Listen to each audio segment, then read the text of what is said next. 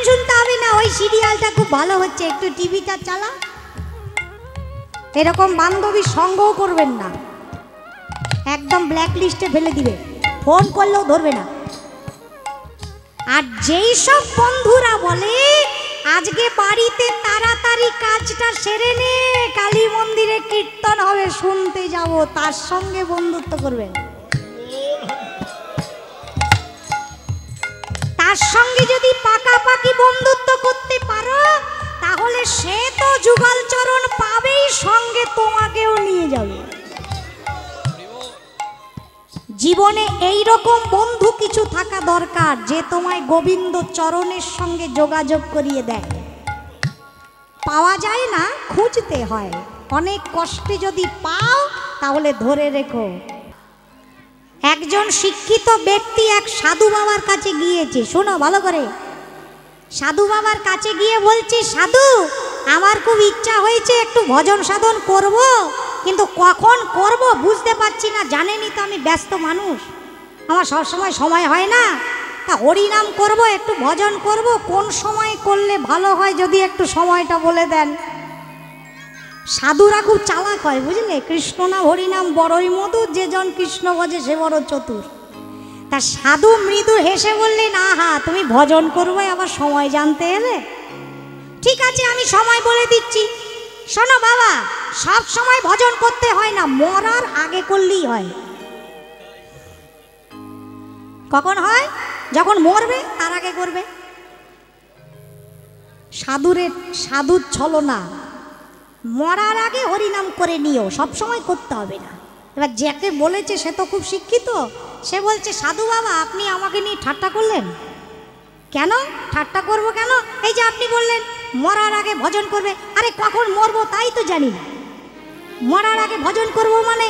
সাধু বাবা বললেন, মরার আগে ভজন করতে বললাম মানে কখন মরবে যেমন জানো না, মরার আগে ভজন করতে হয় মানে ভজন সব সময় করতে হয়। হরি বল। খাইতে শুইতে যথা তথা নাম লয়, দেশ কাল নিয়ম নাহি নামে সর্বসিদ্ধি হয়। সর্বসিদ্ধি হয়। খেতে বসেছো মনে মনে জপ করো, সবাইকে নিয়ে আত্মীয় স্বজনের সঙ্গে গল্প করছো, করো না, কে বারণ করেছে? মনে মনে ওনাকে স্মরণে রাখো, তাহলেই হবে, বেশি কিছু করতে হবে না। শুধু মনে মনে স্মরণ করো গোবিন্দকে, শুধু স্মরণ করো তার নামকে, যখন তখন যে কোনো সময় ভজন করা যায়। তাই সময় বুঝিয়া সদস্য হইয়া, সময় বুঝিয়া সদস্য হইয়া, সময় বুঝিয়া সদস্য হইয়া, সময় সদস্য হইয়া, সময় বুঝিয়া সদস্য হইয়া, মিলিবে না গড় কান, সময় বুঝিয়া সদস্য হইয়া, মিলিবে না গড় কান, চতুর নিকটে কহিবি কপটে রাখিবি আপন মান। ওগো চতুর নিকটে কহিবি কপটে রাখিবি আপন মান। রাধারানী বলছে, তুলসী একটু বুঝে শুনে কইবি কথা, বুঝে শুনে কইবি কথা, যেন নারী জাতির মান থাকে, বুঝে শুনে কইবি কথা, যেন নারী জাতির মান থাকে, বুঝে শুনে কইবি কথা।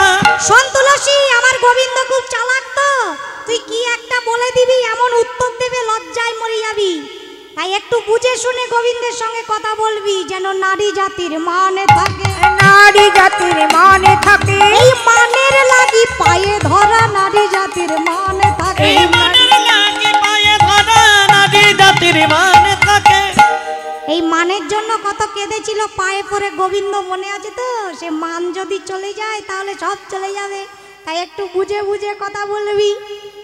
তুলসী বললেন, ভাবিস না, আমি ঠিক ব্যবস্থা করে আসবো, ঠিক খবর নিয়ে আসবো। উল্লসী তুলসী মনেতে হরসী, উল্লসী তুলসী মনেতে হরসী, চলিলা রায়ের বলে, আহা চলিলা রায়ের বলে, কর্পূর তাম্বুল লই ফুলহার, কর্পূর লই ফুলহার, কর্পূর তাম্বুল লয়া ফুলহার, মিলিলা সরসী কুলে, আজি মিলিলা সরসী কুলে, জয় রাধে জয় রাধে বলে, রাধে রাধে বলে, জয় রাধে রাধে জয় রাধে বলে, বিলাসিনী রাধে জয় রাধে, জয় বৃন্দাবন বিলাসিনী রাধে জয় রাধে বল, বৃন্দাবন বিলাসিনী আমার শ্যাম সোহাগের সোহাগী, বৃন্দাবন বিলাসিনী আমার শ্যাম সোহাগের সোহাগী, বৃন্দাবন বিলাসিনী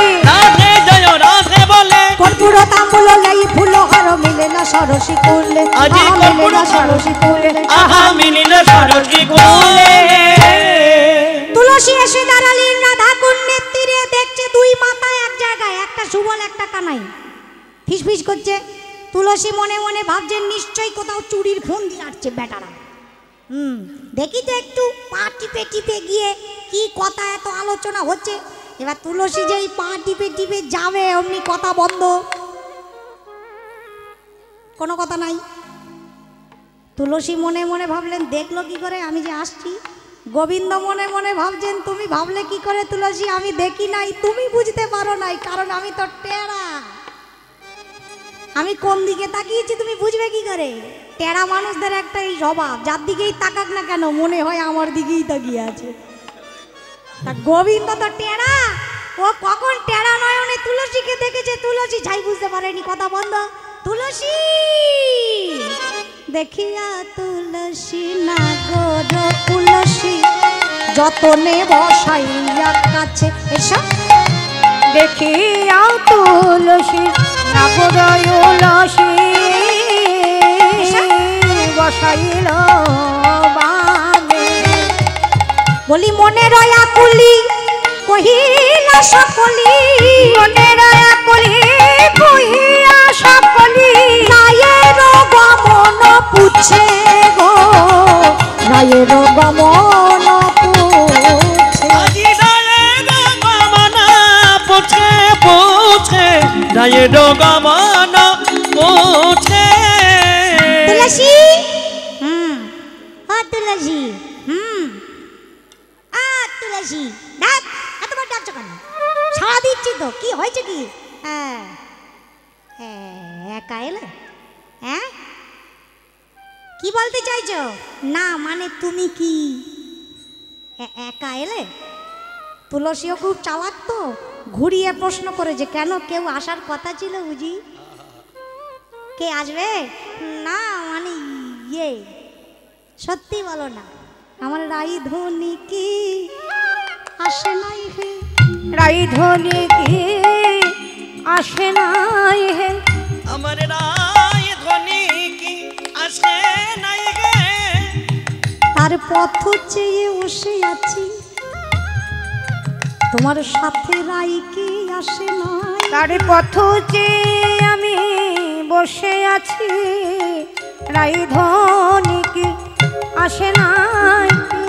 তুলসী বললেন তোমার মতো নাকি রাধারানী, তুমি তো মাঠে থাকো, গরু চড়িয়ে বেড়াও, গাছে গাছে ঘুরে বেড়াও, তোমার আর কি বাপু?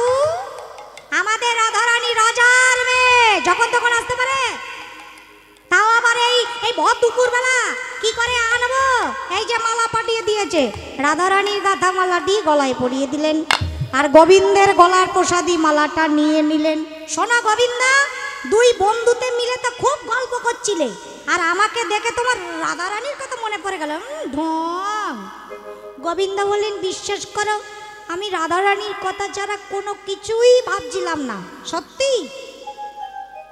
তুলসীর গা ছুঁয়ে গোবিন্দ বললেন সে যে বিনোদিনী দিবস রজনী অন্তরে খেলয়ে মোর, সত্যি সে যে বিনোদিনী দিবস রজনী অন্তরে খেলয়ে মন, সুতিলে স্বপ্নে দেখি সে জনে, সুতিলে স্বপ্নে দেখিও সে জনে, শপথি করিয়ে তোর, তোর শপথি করিয়ে তোর, আমি প্রতিজ্ঞা করে বলছি আমি রাধারানী ছাড়া আর জানি না।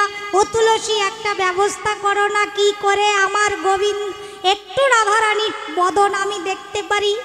তুলসী সুবল আর গোবিন্দ কথা বলছেন, ঠিক সেই সময় সেখানে এসেছেন গোবিন্দের আরেক সখা, নাম তার বটু। বটুর নাম কিন্তু বটু নয়, নাম হচ্ছে মধুমঙ্গল, শান্তিপনি মুনির পুত্র যোগমায়ার নাতি। নাম কি? এই যে বটু, দেখো নামের সাথে সাথে হাজির। বটু না? বাহ, হাসিটাও খুব সুন্দর, একদম বটুর মতো। বাবা তুলসী রাধারানী সব হাজির হয়েছে।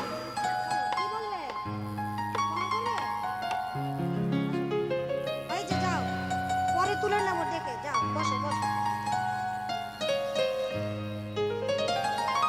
বটুর নাম বটু কেন? একটু বেটে মোটা সোটার হেইয়া একটা বুড়ি আছে, তাই তার নাম সবাই সকারা বটু বলে ডাকে, ব্রাহ্মণের বেটা। তা বটু এসে দাঁড়িয়েছে, কি হচ্ছে এখানে? গোবিন্দ চমকে উঠেছেন, বটু তুই কোথা থেকে? এই তোকে খুঁজতে খুঁজতে চলে এলাম। তা কি কথা আলোচনা হচ্ছিল একটু শুনবো? আর বলিস না বটু, মনটা খারাপ। তুলসী বললেন, তুমি শুনে কি করবে? মাথায় তো কোনো বুদ্ধি নেই, কিছু করতে পারবে? ব্রাহ্মণের বুদ্ধি নিয়ে কথা কব না, বলো কি হয়েছে, কি সমস্যা? আসলে আমাদের রাধারানীর বদন গোবিন্দের দেখার ইচ্ছে হয়েছে, বুঝলে? তুমি কিছু করতে পারবে? কে বলে করতে পারবো না? শোনো তুলসী, তুমি রাধারানীর কাছে যাও, গিয়ে মধ্যাহ্ন সময়ে সূর্য পূজার ছলনা করে রাধারানীকে বনে নিয়ে আসো, তারপর যা করার আমি করব। কি বুদ্ধিটা কেমন দিলাম? পুজোর কথা শুনলে শাশুড়ি এমনি বনে আসতে দিবে। তুলসী বললেন, বুদ্ধি তো ভালো হবেই, তুমি তো ব্রাহ্মণের বেটা, পুজো হলে তুমি পুটুলিটা বাঁধতে পারবে, তাই অন্য কোনো বুদ্ধি তোমার মাথায় এলো না, পুজোর কথা মাথায় এলো। বটু বললেন, এই হচ্ছে তোমাদের দোষ, উপকার কোনোদিন করতে নাই। ভালো যুক্তি দিলাম, সহ্য হলো না, যা খুশি তাই করো। তুলসী মনে মনে ভাবছেন, বেটার বুদ্ধি আছে, এইটাকেই আমরা কাজে লাগাবো একটু ঘুরিয়ে। ও গোবিন্দ, আমি চললাম, দেখছি কিছু করা যায় কিনা। গোবিন্দের কাছ থেকে বিদায় নিয়ে গোবিন্দের প্রসাদী মালাখানি নিয়ে রাধারানীর কাছে এসে তুলসী কহল কানুর কথা, তুলসী কহল কানুর কথা, যে মতো তাহার হৃদয়ের ব্যথা, যে মতো তাহার হৃদয়ের ব্যথা, যে মতো তাহার হৃদয়ের ব্যথা, যে মতো তাহার হৃদয়ের ব্যথা। তুলসী এসে রাধারানীর গলায় গোবিন্দের প্রসাদী মালাটি পরিয়ে দিলেন। তুলসী, ও তুলসী, দেখা হলো? কথা হলো? আমার বধূ বনেই আছে না? ভালো আছে? হ্যাঁ, ভালো নেই? কি করে থাকবে? তোর ঘরের সামনে দিয়ে তোকে না দেখে চলে গেল, মন খারাপ করে বসে আছে। তাহলে তাহলে কি হবে? আমি কি করে আমার বধূর কাছে যাই? একটা উপায় বলে দে না। ললিতা বলছেন, তুলসী, কোনো বুদ্ধি ভেবেছিস কিছু করা যায় কি না? হ্যাঁ, আমার কানে কানে বলি, শোন, ব্রাহ্মণের বেটার থেকে একটা বুদ্ধি নিয়ে এসেছি। কি বুদ্ধি? কানে কানে সবটা বললেন। ললিতা বলছেন, দাঁড়া, কি করা যায় দেখি। রাধে, আমরা যা বলবো তাই যদি করতে পারিস, তাহলে গোবিন্দ দর্শন হবেই, কোনো সন্দেহ নাই। কি করতে হবে? ললিতা কহে, শোনো গোরাই, ললিতা কহে, শোনো গোরাই, এখনো বসিয়া কাঁদো হরাই, এখনো বসিয়া কাঁদো হরাই। কাঁদতে পারবি? রাধারানী ললিতা বলছেন, কাঁদতে পারবি? রাধারানী বললেন, কেঁদে কেঁদে জনমটা চলে গেল, বলে কাঁদতে পারবি? না না, ও কাঁদা নয়, মিচি মিচি মিচি মিচি মিচি মিচি, হ্যাঁ, আস্তে আস্তে নয়, জোরে জোরে কাঁদতে হবে, জোরে জোরে, হ্যাঁ।